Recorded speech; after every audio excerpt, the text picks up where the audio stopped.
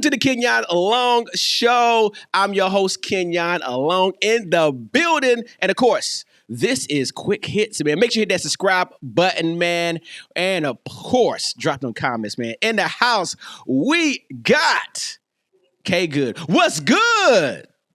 What's going on? What's going on? Representing, man, San Diego. All right. Dago, Yes, as they like to say.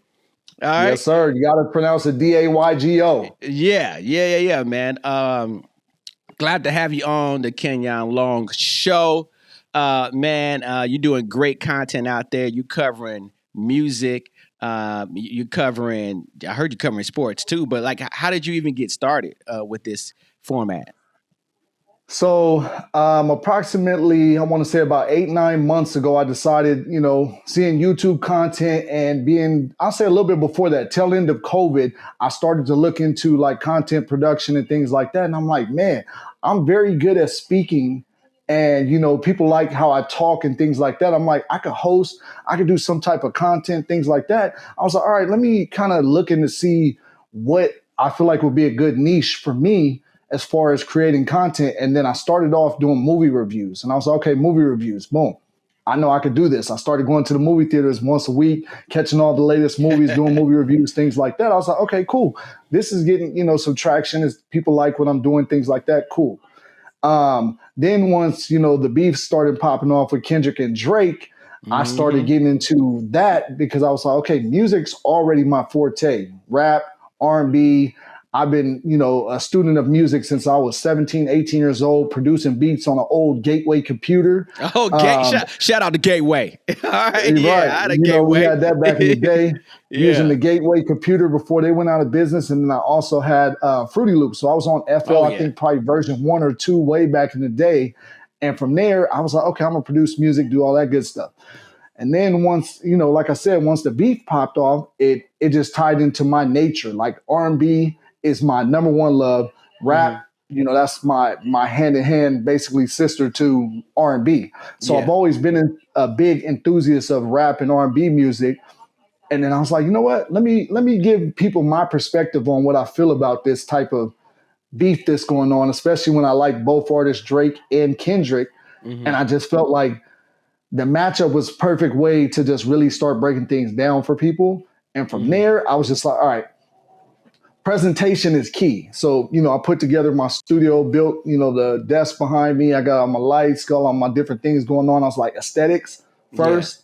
And then I know I'll deliver on the content side. So from there, I just started diving in and churning out content. I was like, every day, I'm going to try and get at least one short out and then potentially do, 2 to 3 long form videos each week or something like that and see if I can, build up my fan base, build up people interested in what I'm doing and just go from there.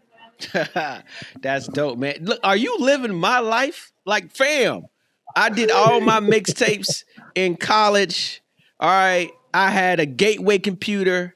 I had Fruity Loops on that Gateway computer. All right. And I also had Kazaa. All right. Yeah, I'm an unk rapper. All right. We had Kazaa. We had LimeWire. I downloaded. I may have got the Melissa virus or a couple of Trojan horses on that Gateway, but they too young. They don't know about it. Those are the days when you used to get the albums updated. But no, the ones that I'll tell you that people probably don't even know is the IRC chats, which came around that LimeWire and Napster time frame. The IRC chats, that's where you got everybody's album like weeks before they came out. I was the CD guy. Everybody came to me. They was like, hey, you got that new, can you burn this for me? Can you do this? Can you do that? I'd catch all the new Bay Area music. I'd catch all the stuff from the South, Trick Daddies, all the guys down there, the Flow Riders, all the different people that were, popping at that time. And in the chats, I used to just crush it. I go through there. I'm like, new album, download. Run it up. That is nuts. That was literally me. I was the burn guy. I was the burner guy with my crew. You know what I mean? I'm burning. I'm like, yo, man, don't y'all want my new mixtape too? Remember when you got that? I tell people, I remember downloading Flow Rider's album, mixtapes back then. And he was like street. Next thing you know, he just flipped it. I'm like, this dude's singing? I'm like, this the same Flow Rider, like Birthday was the first Flow Rider song I downloaded. I don't want no cake. I want my cake every day, like my birthday, right? I remember that. And I was like, oh, this is dope. That's kind of like a sing-songy hook. And then he switched it. I'm like, this the same dude? So that Apple bottom jeans, boots with the fur. He switched the whole swag up on him. Yeah, man. And you know what's crazy is I used to listen to Flo Rida back then because Briscoe was like his right-hand man. Yep. And Briscoe was like super Southern goon. He'd always be like, Flo Rida, my twin. You know, I was always on their mixtapes. Yeah. And then, Flo Rida was smart because he switched into that pop top 40, similar to how Pitbull did. And that just exponentially grew his platform. And then he was like, oh, I don't have to go back. Same thing with Lil Jon. Lil Jon went from doing the crunk, trap type sound, and then all of a sudden, he was like, "Hey, I'm doing the techno. This is what the people paying for. I'm getting paid $500,000 a DJ in Vegas. Like, why would I go back?" Yeah, I'm not mad at man. Yeah, definitely Pitbull too. I remember Pitbull, and he was just rapping crazy. And next thing you know, it's like people knew who Pitbull was, and the next thing you know, Mr. he was Worldwide. with Trick Daddy, and then next thing you know, he started doing a couple of pop, and that was it. Now he's Mr. Worldwide. I was like, this is Pitbull from back then. So I've seen so many artists in hip hop, just change and go diamond. Both of these artists are global artists, But, today we're talking about a couple of hip hop news, man. I like to drop some hip hop news. We do rapper reacts on this show. I just dropped a new show yesterday live on Twitch last night where I'm covering new artists that I find on TikTok. So new rappers and some R&B artists. So it's called Dirty College Radio. So you guys can check out that first episode, man, that I did last night on Twitch. People were loving it. I was sharing the TikTok to all the artists, man. So definitely check that out. So first things first, we got a bigger topic later. Of course, you already touched on it a little bit. But let's just talk about this. First thing first, A$AP Rocky is free. He was facing 25 of them years. Now look, okay, good. I don't know if you ever been to jail. Okay, I was in jail for a couple of hours, and it was too long. I was like, all right, man, I got to get out of here. You know what I mean? I got to get out of here. They looking at me like hit the nail on the head. Because the same for me. I went in the holding cell for half a day, and I said, I'll never be back here in here again. And the craziness about it was, I went to jail for something that I didn't even do. It was like I was protecting my friends from getting in trouble. And then the police officer didn't like my response. So he was like, oh, you're going to jail. I was like, what the heck? I'm like, at least let me do something wrong to go to jail. I didn't even do nothing. You know what I mean? Right. And so, I'm not built for that. In 25 years, A$AP, he had the right lawyers. He knew how to have his response right. And, it's crazy that you have those issues with your closest people. It always seems like the people get into it with their closest people, and that's usually when things go south. Same thing for YNW Melly. It's like he had people trying to get him, which was two of his best boys, and something happened with his mom. And then now, he ended up taking them out, supposedly or allegedly. And, that's kind of the thing where it seems like it's how A$AP Rocky's situation went, where he had to deal with that same type of situation where his boy tried to get him, so it was self-defense. And then, they tried to turn it and be like, oh, you did this, so now we're going to take you in and give you 25 to life. But, hey, A$AP Telly predicted it. A$AP Telly. Huh? Right. 50 Cent predicted it? And so 50 Cent, before his case ended up coming to a closure, 50 Cent posted on Instagram saying, oh, I guarantee you A$AP Rocky's getting out. He said, how much you want to bet? So then from there, like people were going up in the comments talking about that. And then, he was right. So A$AP Rocky, you were saying some good points about A$AP Rocky, man. Man, facing 25 to life is crazy. You got your homeboy that you started a group with, all right? A$AP Mob. I remember when they first came out, I wasn't living in New York then, but I remember this whole A$AP Mob and, he was, this was blog era. All right, definitely A$AP is from the blog era, since that's coming up nowadays now because of, we'll talk about the topic later, but J. Cole. But right. Yeah, man, like you got your boy snitching on you, lying on you. We ain't snitching. He's just straight lying, straight capping in the court. And, so it's tough to be like, hey, I'm going to fight this. I didn't do it. They got the gun because he was out here in L.A. He got the gun. They saying that he was a prop gun. I was like, how you going to get away with a prop gun? A prop gun? I was like, I ain't never heard of that. I ain't never heard nobody say crazy because, all those guys were like a brotherhood. You had ASAP Ferg, you had ASAP Telly, you had Yams, you had, all the boys that are not rapping, but are just part of the whole, clique. And it just always, I won't say breaks my heart, but it just always throws me off when like everybody's rocking for a long time. And then all of a sudden, somebody feels some type of way. So now they trying to like bury you instead of just, parting directions on their own accord. Just like, hey, you know what? We had a good run. I'm out, something like that. But it's like, why do you always try and destroy the next man's livelihood based on you not liking how he's moving or being upset that you didn't get money off of what he's doing or whatever? But it's like, come on now. Why make up lies? Yeah, man. No, that's cool. I mean, I made a video about it, man. It really hurts my heart because this is like one of my influential rappers, me and my homeboy, which I guess we kind of fell out, but back a couple 10 years ago. But me and him, we grew up rapping a bunch of stuff, and of course, seeing Cameron and Jim Jones, it just doesn't look right. I hate seeing that for me personally. Like it was that I just hate seeing it, man, because I love Cameron and Jim Jones and Dipset and I'm connected to Dipset. Jewel Santana tried to holler at my girl when I lived in New York, and she was like, Jewel's trying to holler at me. I said, I just walked past them too.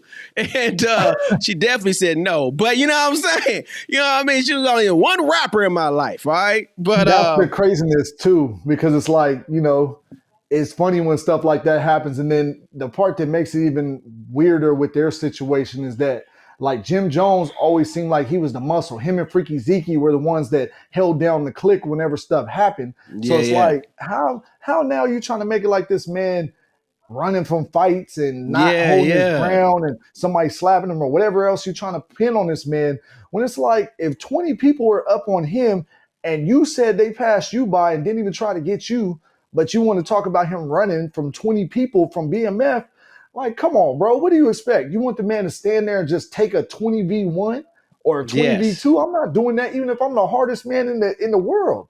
Like, it makes absolutely no sense for him to take that on the chin and possibly not survive it based on the fact that I want to be tough for the homeboys or whatever it is. And it's crazy, too, because the world reversed because originally Cameron and Mace didn't get along. They was homeboys way back in the day. Then all of a sudden they fell out for 20 years and now all of a sudden they best of friends, which I'm not mad at it because, friends fall out, come back, whatever, and they figured out their issues. But it's like now you're doing Jim Jones like you and Mace had your standing. So you would think that y'all would try and go have a sit down, clear the air, fix things up and just be like, hey, we cool. We're not rocking the same way we were rocking, but hey, I still love you. We got respect for each other. Boom, just keep moving. Yeah, I mean, I literally was listening. I was going to Best Buy, Walmart, or something a couple of weeks ago, and I literally listened to I Really Mean It, and at the end, Jim Jones is like, Dipset forever. Cam, I got your back. You know what I mean? It's like, this is weird, bro. Like some stuff.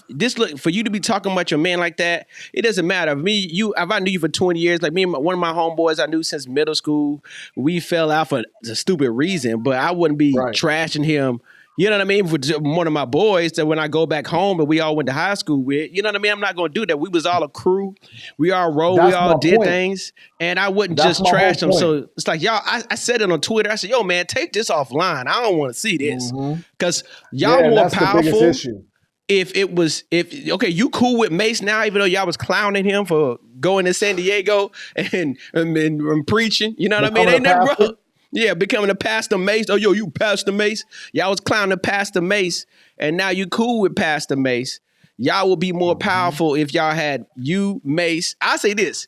Jim Jones, when Jim Jones went viral with the weather report, I was like, man, now y'all doing sports. Y'all need to have Jim Jones do the weather for each sport, the hood weather report for each sports y'all was doing.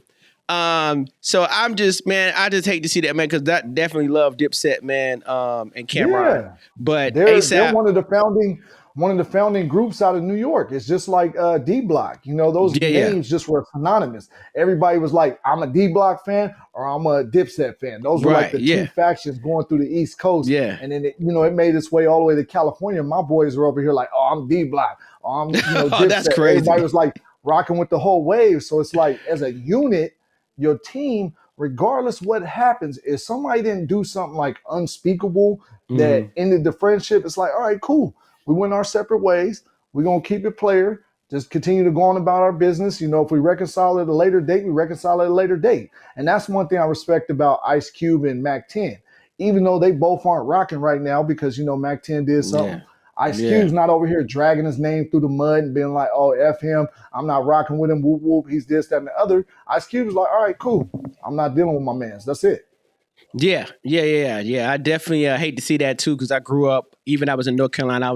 I grew up on I got a lot of CDs from the West Coast. So Ice Cube was my first favorite rapper was Ice Cube. So of course he put me on the Mac 10. So I loved Mac 10, and I hate to see that too. Yeah, you know what I mean? What's like a gang, you know what I mean? The crazy ass beard. But so I hate to see that. But ASAP Rocky had to deal with that. And now ASAP Rocky, you know, how would you feel though, Kgood? How would you feel if you was facing 25? Look, both me and you both in jail for, again, I wasn't in jail for, I don't know why I was there either. I was like, man, what? I was there for some BS too. The cop says, I don't like you coming in. I'm like, what? Drug me in front of my boys and locked me up. But so it's so crazy. We kind of like got the same story. But how would you know what I mean? I just said this. I would want to be a fly on the wall. If you were facing 25 and you got a billionaire baby mama, what is that first night gonna be? Kgood? I'm talking about night is gonna be calling her up like, listen, I need your best lawyers. Put them on the case now. I got this one is my main lawyer. Have him connect with your lawyers that do all your business, and let's get this rocking because I need to be out of here as soon as possible. Let's get this bailed on the board. As soon as they ping, I want that coming down the pipeline as soon as I go in there for the first 10 minutes after they book me. No. How would you feel after you got acquitted though? Okay. After you got acquitted, all right, how would you feel? Okay, like it. And you got a billionaire, fine ass baby mama waiting. You know, I just want to know I just wanted to be a fly on the wall. I'm just like, man, I'm smashing. All right, I'm smashing. You know what I'm saying? Look, I'm letting it fly. As soon as we get out the courthouse, I'm making sure she coming in a black SUV, and before we even get to the crib, we might be in the back seat already going up. You know what I mean? Right. Be like, hey, put on that brand new Fenty collection. Let's get it. You know what I mean? Spray some of that Robin perfume on and let's go. Yes. That baccarat. Put some baccarat on. Look, man, I'm telling you, for real, man. Like I can only imagine, boy. Man, because you feel like your life is almost over, and then next you know, bam, you know, you pull it out. So even if you know that your lawyer team is that good and that they have a high success rate, just being the person that's in there having to wait will let a judge who's a regular person that could be having a bad day decide your whole life, like right there.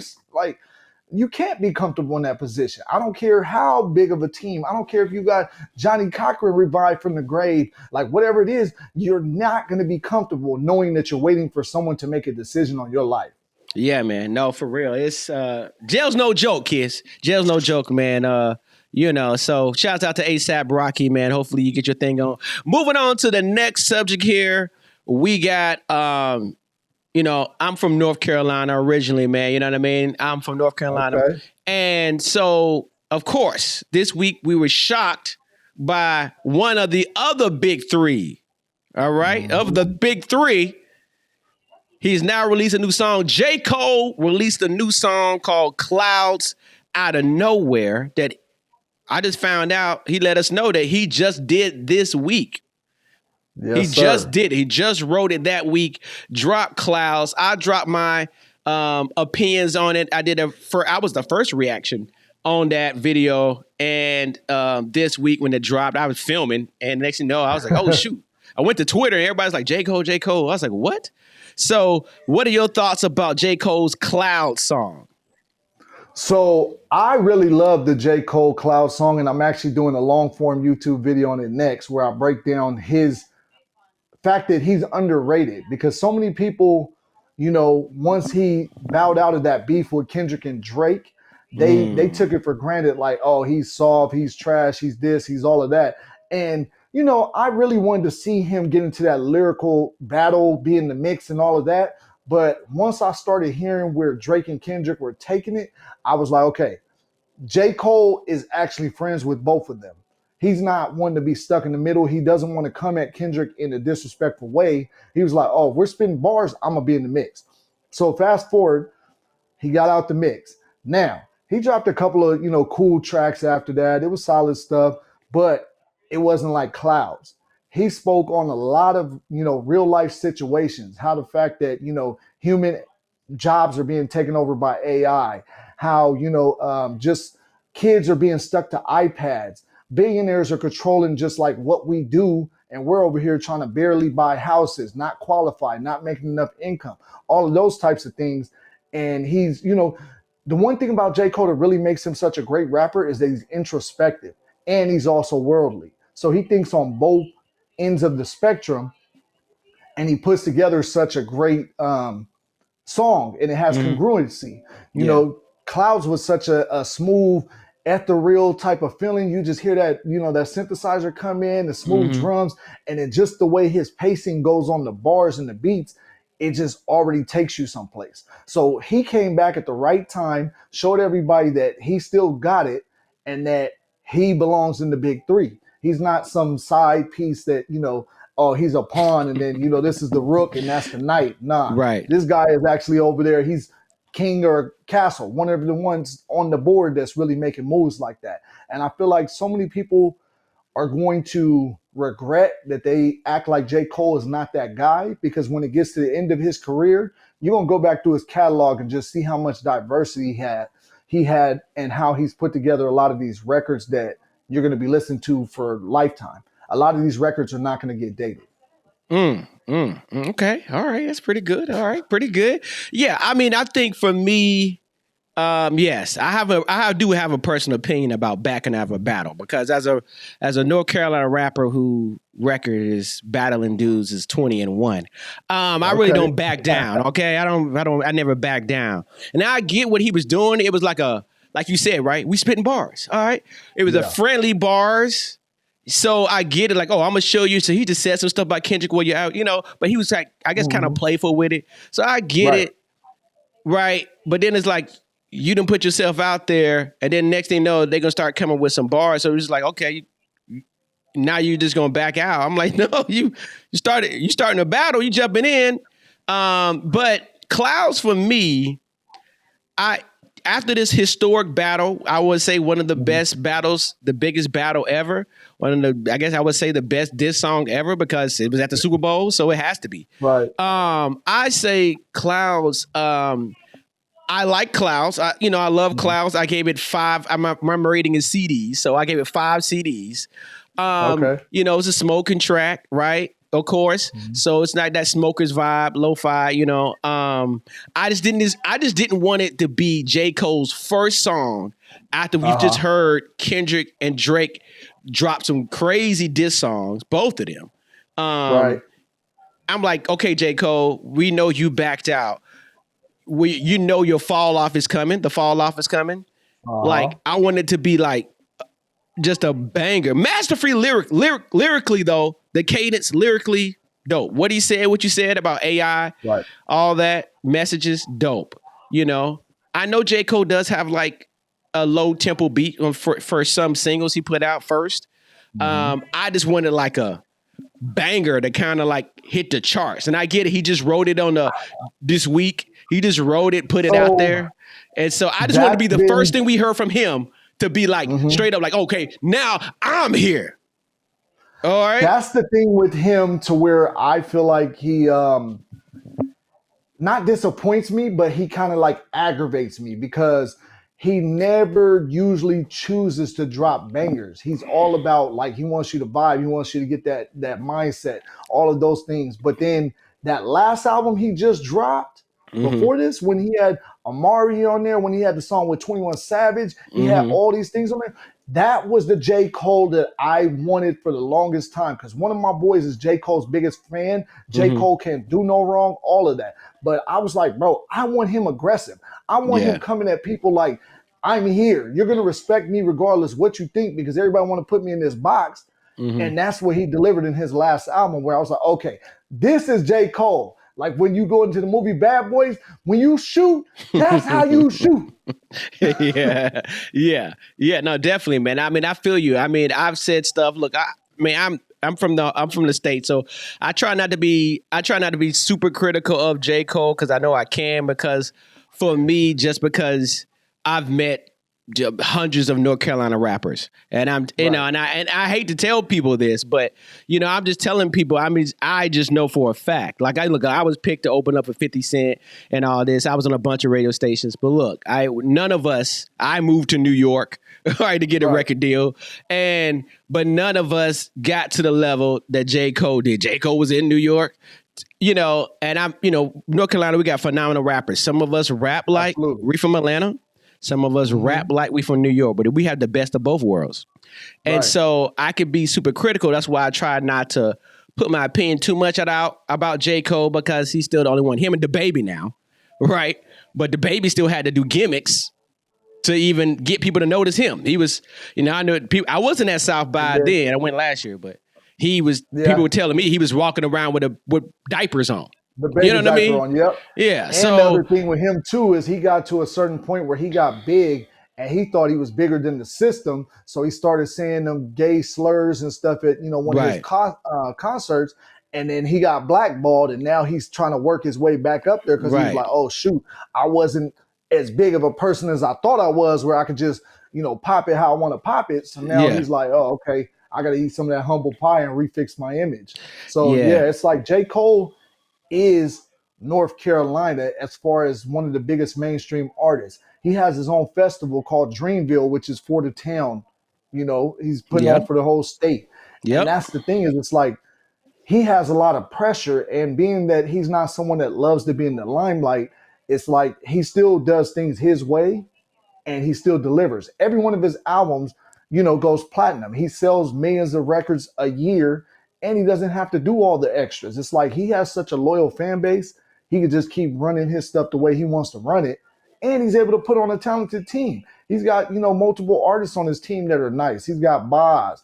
He's got freaking, what's my guy's name? The one that was going to get into the beat. Huh? Yeah, JID. JID was going to jump into the beat. Yeah. And the Schoolboy probably was going to be part of the mix and all of that. It's like, all of that's like the Dreamville lineup is just crazy. They got a solid team over there, and not a lot of rappers that have a big platform are willing to share with their people that are talented as well and help them get a bigger platform. Yeah. No, I mean, J. Cole's a different cat too, man. I mean, he just not like. I'm not gonna say he's not. That's kind of crazy. I was about to say he's not like us. He's not like us.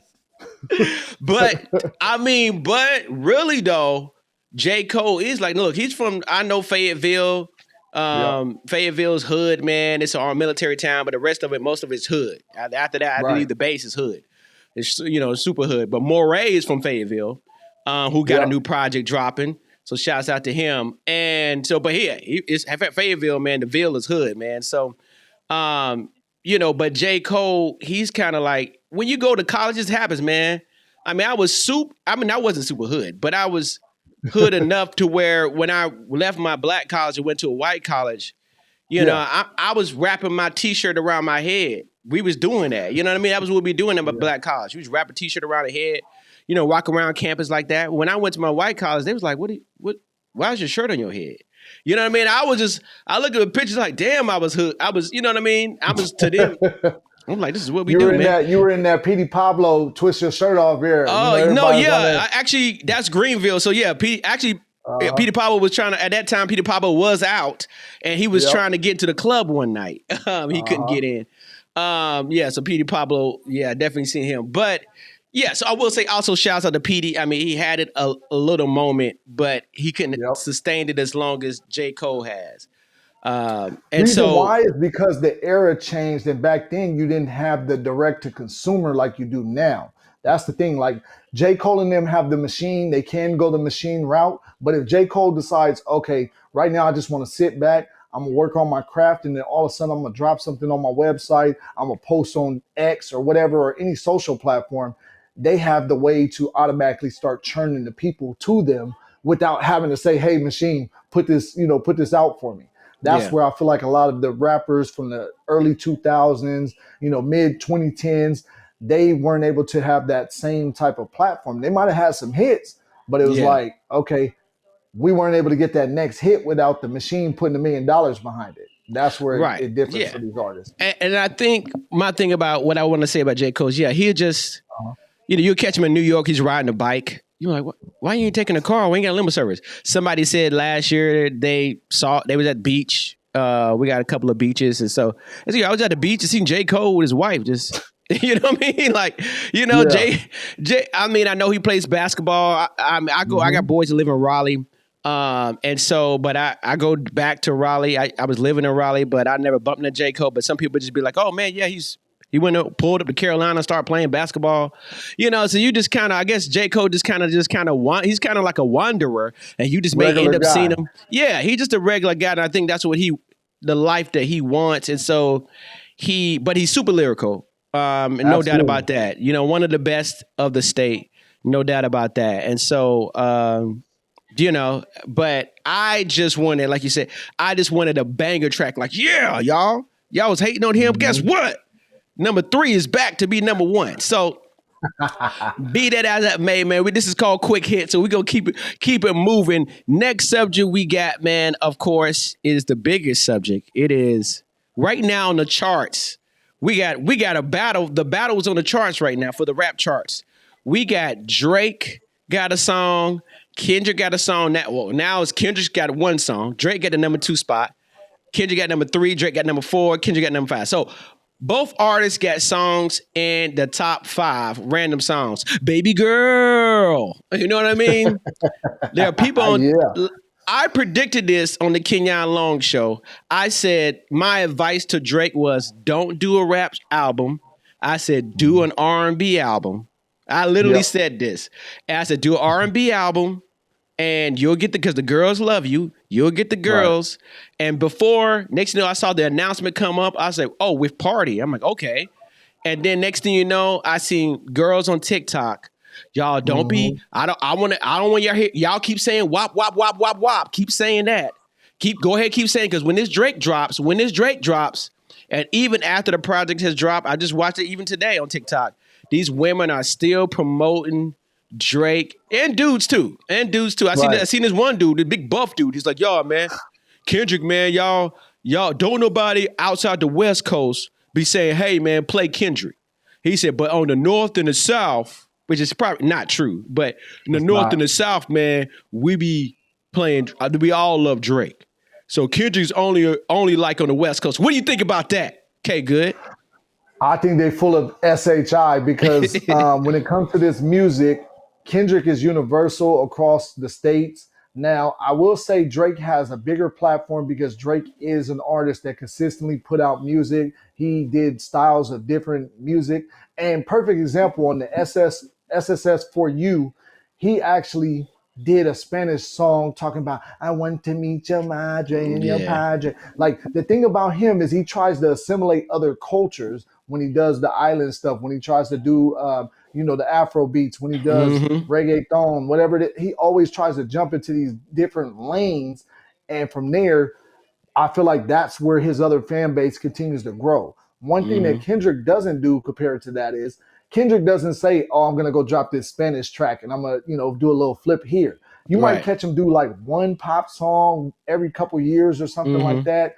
Or if he's on like a soundtrack or something like that, you'll catch him with more pop style records like Taylor Swift. Him and Taylor work very well together because she puts a record out and then he decides to go to, town from there. Yeah. And sometimes, it takes a different style. But the thing about Kendrick, he's very calculated. He's cool with being out of the limelight for a while. And I feel like it was because of the situation with TDE.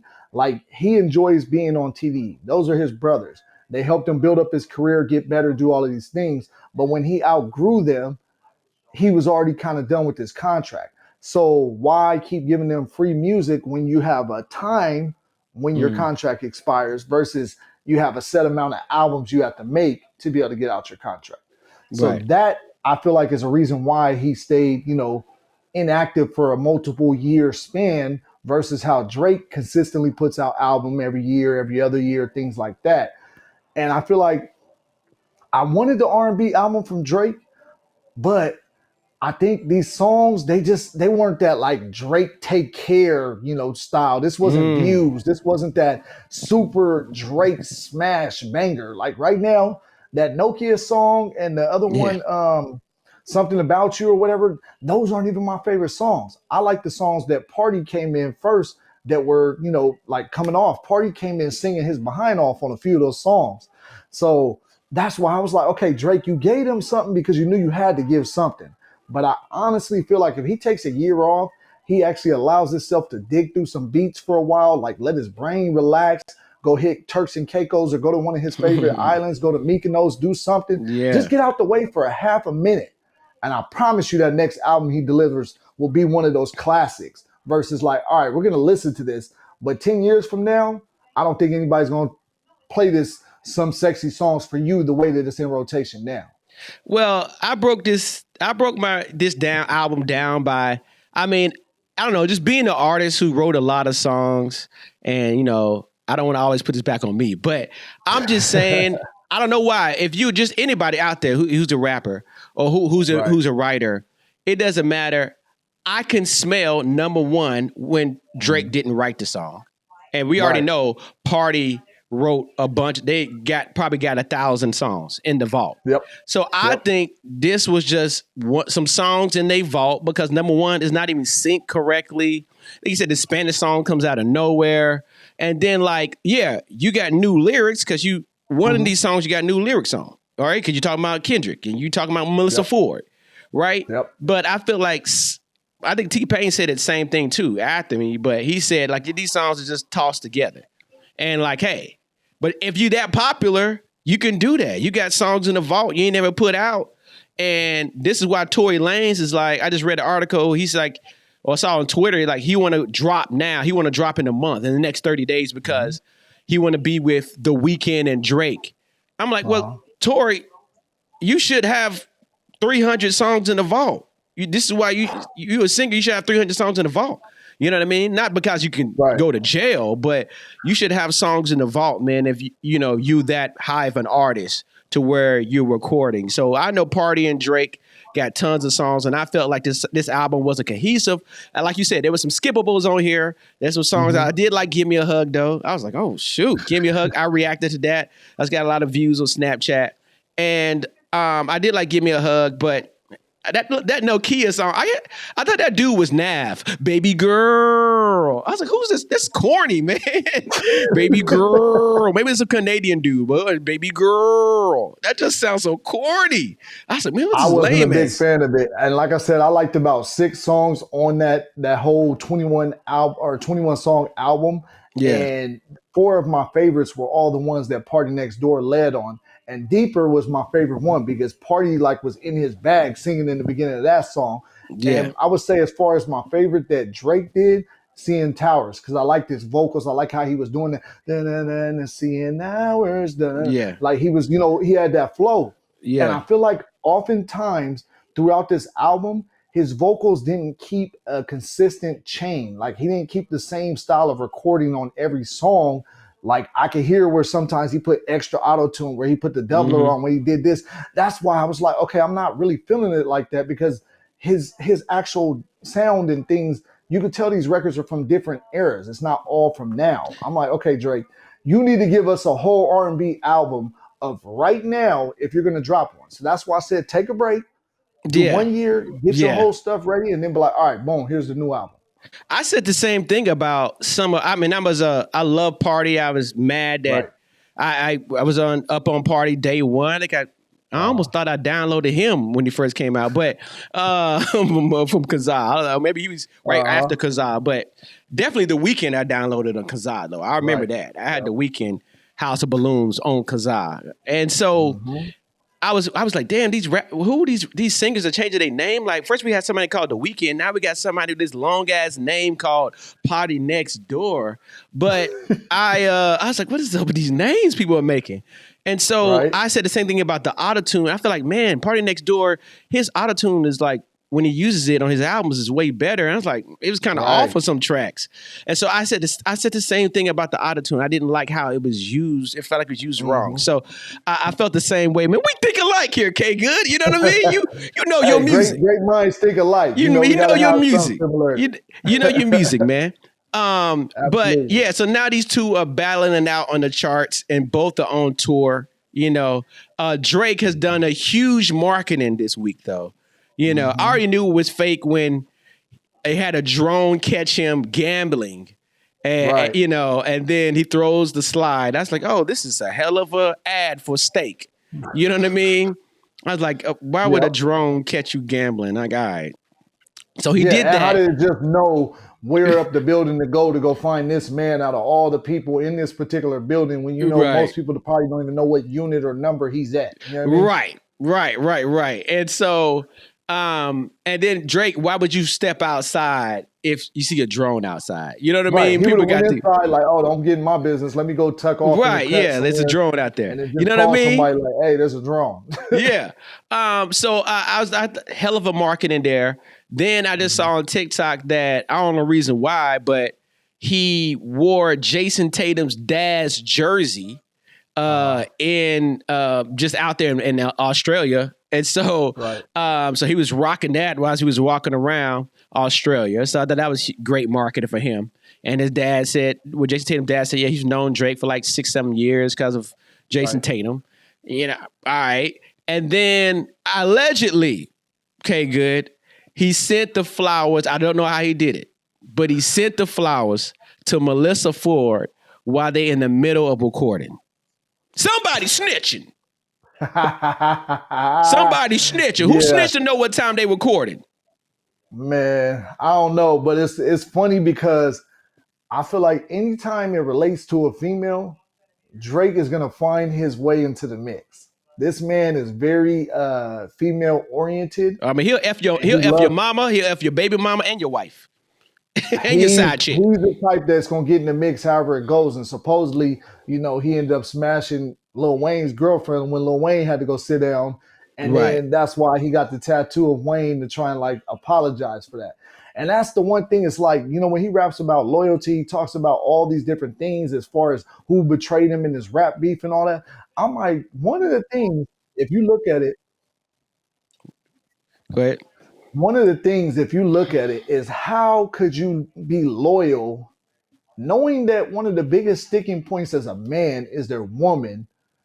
Like, you think smashing somebody's woman is something that's all right? Like, and people just supposed to be okay with it. Like, yeah, Drake hit, but hey, you know what? It is what it is. Like, no, bro, nobody's going to agree with that ever. And that's the thing where I felt like Future and Drake are both like toxic daddies. They want the stripper chicks. They out there like trying to knock down what they can knock down. Who's going to get the baddest one? We over here, we doing this, we're doing that. And I knew the two of them would be on a crash course at some point in time because they were going to cross over on who they liked and whatever happened there. And it's just like, that's why I would never be behind my homeboy or in front of my homeboy with the same chick and be like, oh yeah, I knocked, he knocked, it's all good. No, because it's going to get messy. Somebody's going to catch feelings, whether it's you, me, her, somebody. And it's never going to go the way you think it's going to go. Like, oh, we just both hit. All right, it's good. No. Right.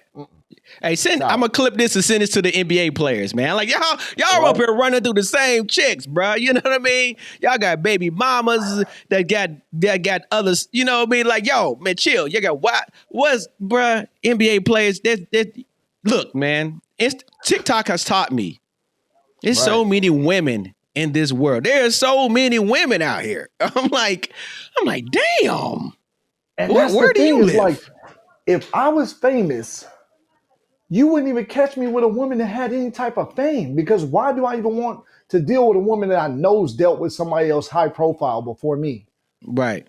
And it's like, okay, cool. Maybe she only dealt with one, but how many more know about her? How many more could get a hold of her? How many more have the phone number? All of those things. I'm not a jealous man, but I'd rather be able to know my woman's exclusive. I don't have to worry about competing against the Shaqs, the Kobe's, the friggin' DeMar DeRozans, the freaking Devin Bookers, the KDs, whoever else they want to deal with, any of the top NFL players, the Odell Beckhams, all of that. It's like, why would I even want to have those guys in the mix with the woman I'm trying to date?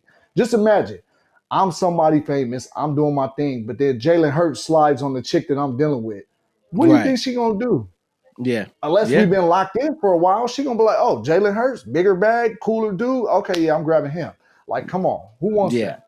Yeah, you can get a bad one that out surpasses any of the ones you see here in different spots. You go around the states, you traveling, you playing ball, you go out the country, all these different places. There's multiple options. I want somebody off the grid.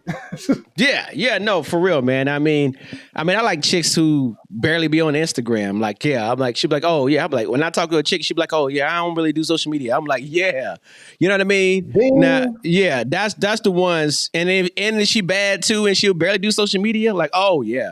What are you? You RN?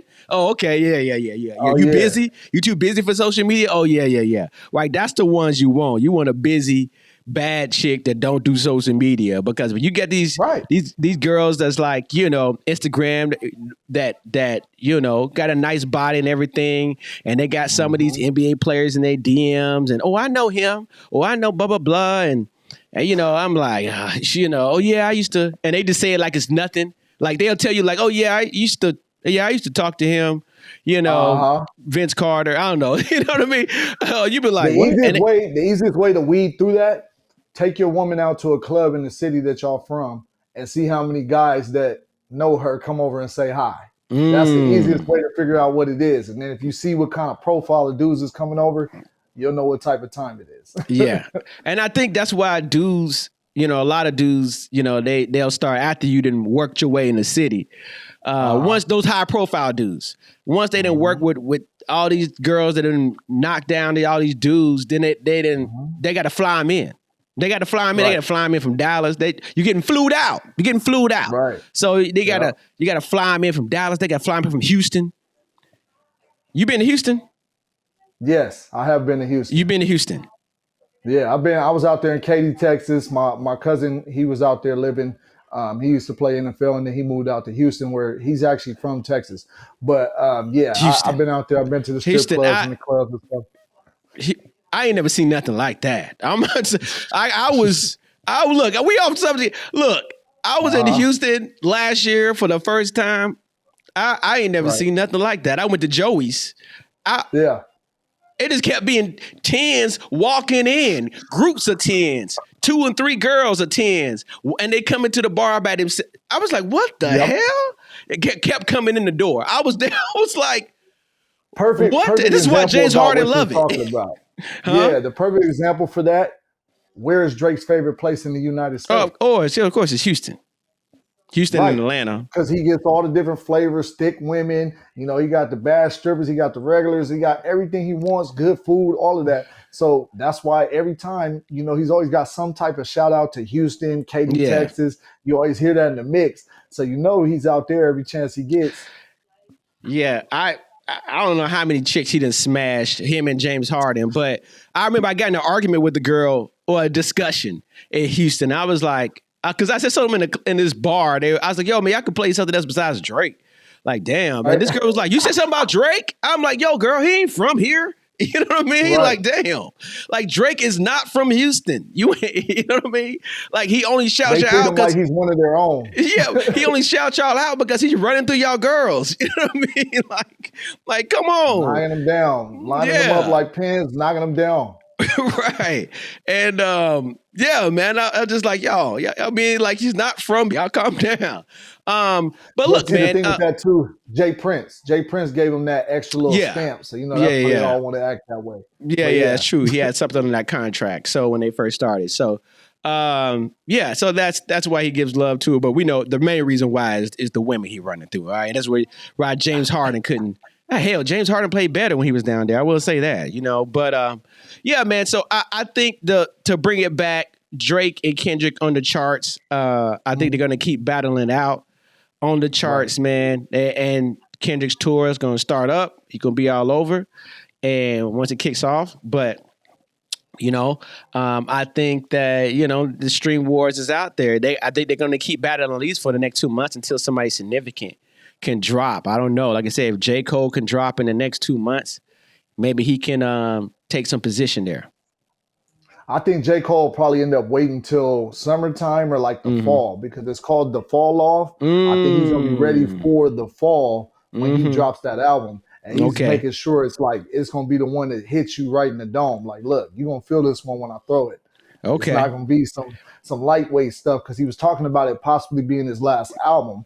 But then, I don't think that's gonna be the case. But still, if it's gonna be your last album, you gotta hit us with a classic like that Forest Hill Drive. You know what I mean? It's gotta be that type of energy. Even still, I want it to be a little bit more aggressive than that, but he's gotta come with that type of classic of an album. Yeah, and I've heard whispers that they said it is a classic, but from what I heard, but I haven't heard it, but this is what the whisper's saying. Yeah, so we're looking forward to that, man. But you got topics for me? You got topics for us? Of course. What you got? What you got for us, Kgood? Let's discuss about that Bruno Mars and that Sexyy Red track that came through, when she was over there talking real reckless on it, when I thought the fact that she was going to, jump on a Bruno Mars track, I was thinking she was going to tone it down a little bit, some little bit more of the sexy part of her name versus Mrs. Red. So once I heard that, I was like, okay. I'm like, okay, Bruno's bopping, he's doing his thing. But then I was like, oh, he's trying to be hard. He said, oh yeah, I'm gangbanging, throwing up the set. It's so good, this, and this. And I was like, oh, she got Bruno diving into the ratchet. Like, what? Right. And so then I heard her talking about once, when she's in the acts, the stuff on the floor, she over there writing her autograph in it. I was like, oh my gosh, what am I hearing right now? Yeah, man. That's truly trash, man. Truly trash. I hated it, man. I was like, what is this? This is and some women, I did a reaction to it. Women were talking about it on some woman said on the comments, said, oh, this is a strip club song. I was like, oh, okay. I said it should have been in the strip club. Yeah, that's where it belongs, in the strip club. All right, so I hated it, man. Bruno Mars is gang banging. He from Hawaii, man. Throw up the set.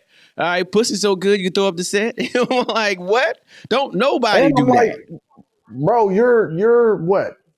30-something years old. You have 5 bad sisters. 5. All of his sisters are pretty.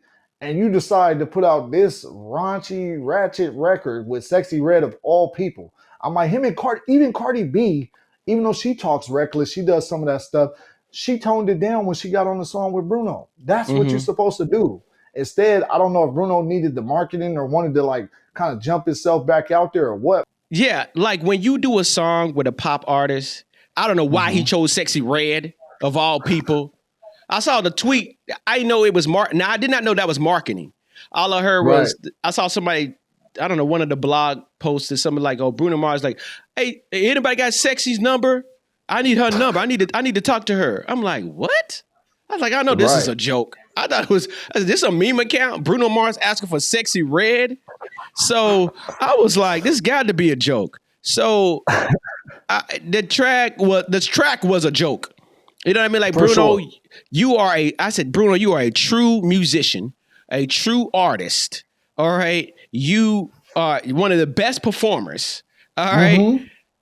Why are you working with Sexyy? Why? And why are you doing this track? This track should have never left the studio. I said, but you know what? Bruno Mars is doing so much cocaine. You know what I mean? He's like, let me get sexy real quick. You know what I mean?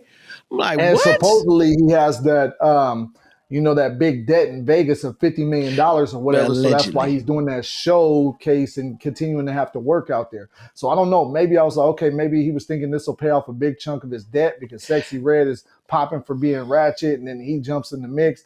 I was like, okay, well, I guess he has some reason for doing it. Nah, I don't think so. You know what's so funny? I was in Vegas for Super Bowl. And yeah, I went past the win, but I guess his residency is like probably random dates. It's not like every night. Yeah, he's in Park MGM, or I think he was in Park MGM, but he might be somewhere else now, because before he was with Silk Sonic, and that was him and Anderson .Paak, and that show was great. And that's why I was like, okay, Bruno really gets down. Yeah. Shouts out to Anderson .Paak. Yeah, man. I was Yeah, man, that is so trash, man. Disappointed in Bruno Mars. A lot of women, though, you see some women like it because they got that ratchet in them, man. Women are more nastier than men. Let's just be honest. You know what I mean? Let's just be honest, man. These hoes out here, some freaks out here. Yeah, they some freaks out here. Yeah, they hide they freak, but a lot of women are freaks out here, man. So that's what that said. All right, what else you got for us, Kgood? What else you got for us?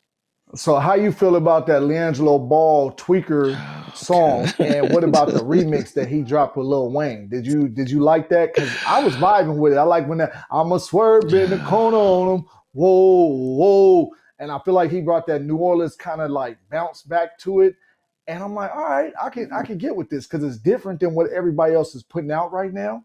And I respected how he went on Neon, the streamers platform, right, and that like took it off with the younger people.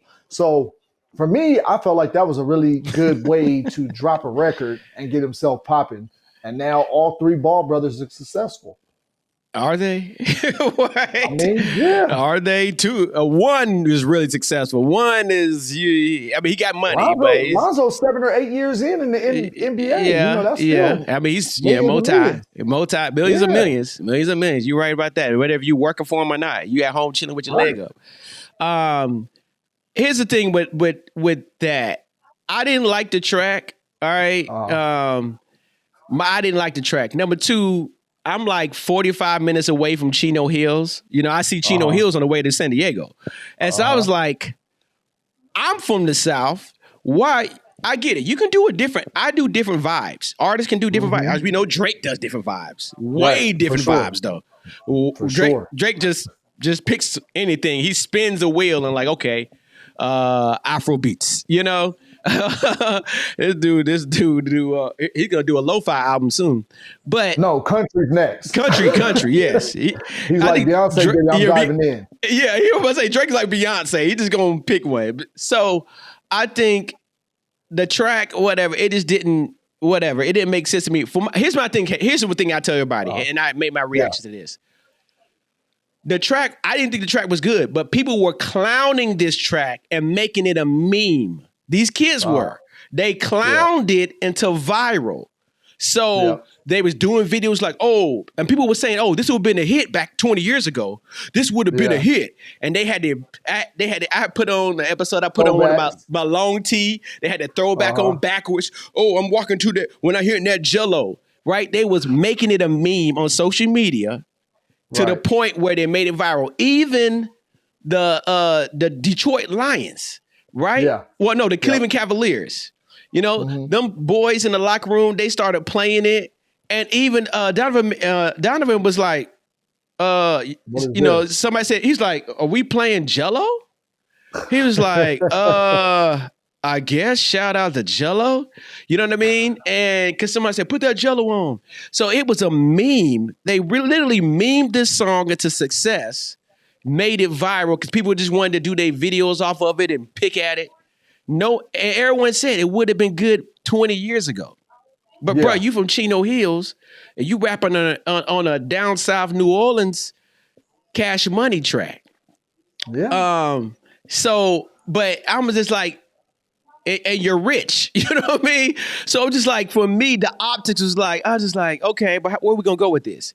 So now I will say this: the streamers are the new. These streamers are the new DJs, I should say. Right? They breaking records apparently. Yep. All right. Some of these corny. I didn't even know who Neon was. There's two streamers I learned about in the past 3 weeks. I didn't know who Neon was. I didn't know who Plaque's boy Max was until Academic said something about his name. So I didn't know who two of these guys was because I didn't know who XQC was, and I knew Aiden Ross' name, but I didn't know who he was until I started, seeing him pop up and stuff. I was like, okay. But XQC, I was like, who the heck is this dude with this hair? And I was like, okay. I guess he's popular like that, but whatever. But Plaque Boy Max, apparently he was, I know DDG. I do know DDG. Yeah. But Plaque Boy Max, he be making music, in the studio. So he's real. I mean, Wiz Khalifa did that Squabble Up. Wiz Khalifa did a new song with him, with Plaque's Boy Max, on the spot. And it was fire. And Plaque's Boy Max is using Fruity Loops. and he knows how to use Fruit Loops. So shouts out to Platboy Max, man. But I didn't know who Neon is. Who's this corny looking dude? And why is he breaking music? So I will say this. So that's what I say about that. I said, okay, on my show again, the Kenyon Long show on YouTube, baby. I said this. I said, okay, all right, Jello, you got these hits. You got this hit. You're going to have to keep this sound. Now, you're going to have to do the rest of these songs are going to have to sound like this. That's where I differ, because I feel like the good part about him dropping the sound like that, and he has other records that do sound like that as of right now, that he's already got, shake that ass for me. Right. He already got another one to follow it up with. So I feel like he can keep going with that for a while. What he should do is one album like that, but already use that advance that they gave him to make certified banger music. Like, get the real producers, mixing, mastering, get your budget right, because this is your one chance to really explode your platform from this alley-oop that you got. So if he's smart, he's going to run with this for one album, and then he's going to really like dive in, get the right mix and master, and then come out with some bangers like that's modern, current, and that'll be the way to blow it. Right. No, I agree. I was like, it needs to be, I said it should have been an EP. Like, make an EP. Right. I said, get Manny Fresh.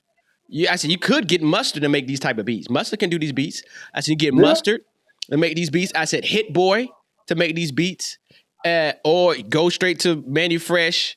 I wanted on the remix, you asked me, but I wanted on the remix, I said it could have been Master P. Yeah. I thought that would have been dope if we'd had Master P on the remix. Juvenile, of course.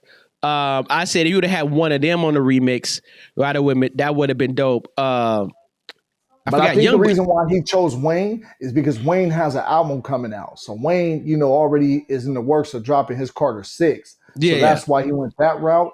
And I don't know if you saw on X that freaking Lil Boosie wanted to be on the remix. Oh, Boosie, Yo wanted to be on the remix as well. Who? So I'm like, Lil Moneybagg Yo. Oh, your Moneybagg Yo, yeah. Moneybagg and Lil Boosie both got on X and said, hey, I want to get on the remix. So now if he's smart, he'll have them on one of the next tracks, or I would tuck those features for when I bring out those modern beats, and I would throw them on the record, so it's like guaranteeing that it's going to be a success on the next ones. You know what I mean? Yeah, I thought that he could have had a larger remix. I said either you're going to have Master like P. Like making an extended cut? Yeah. So Master P, Boosie, right? Could have been Moneybagg Yo. I said you could have had 3 people on the remix. Your little tail do like one verse. On there, mix it up. Put them on there, or make 2 remixes, like kind of like how Petey Pablo. He made that, that track was so big that he started making different regions. Like, he started doing like California, put your hands up, put your shirt off, right? He kept doing all these remixes for different regions. It's the West Coast remix. So he could have made like 2 different remixes or an extended remix for that. But I do like to Shake Your Ass for Me, though. I like that strip club song. I said, okay, that's smart, strip club song. All right, shake that ass for me. Shake that ass for me. All right, it's all right. I like this one. I don't like the Law and Order, that track he previewed. I don't like that. I'm going to Shake That Ass for Me because I know that one got that little bop and that bounce to it, so I can see how you can make that one work. Get out there in one of them New Orleans strip clubs real quick, or hit Atlanta and just, throw it up, have everybody pop out, do some cameos, and then it'll run itself up. Yeah. That'll be a strip club song for the summer. So that's good. You know what I mean? What else you got? What else you got for me, Kgood? Let me see. What else we got in the mix? One more. Let me see. Who else got what? Let me look at my ledger of things that I've spoke on. What did you? Let's see. There was one more.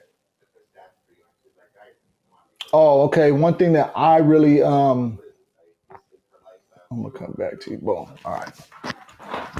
So one thing that a lot of people were liking on my social media channels was when Jalen Hurts had bought that new diamond pendant, and you know how shiny it was during the interviews and things like that. It was going viral, crazy all over X, that this chick had came on there and was like, see, Rapper diamonds are fake. You could tell by the way Jalen Hurts diamonds are hitting. So from there, I was like, hold on, wait a minute, we gotta give rappers some credit on this because not every rapper comes out with fake diamonds. So then that's when I was like, look, Jalen Hurts diamonds are water, but rappers, their diamonds are water too. So from there, like the video post just went crazy. It went up like 1.2 million, views and a lot of comments going back and forth and everybody throwing in different names into the ring. So a lot of people came up like YB, so NBA Youngboy. They had Lil Durk. There was like Lil Durk stuff is fire too.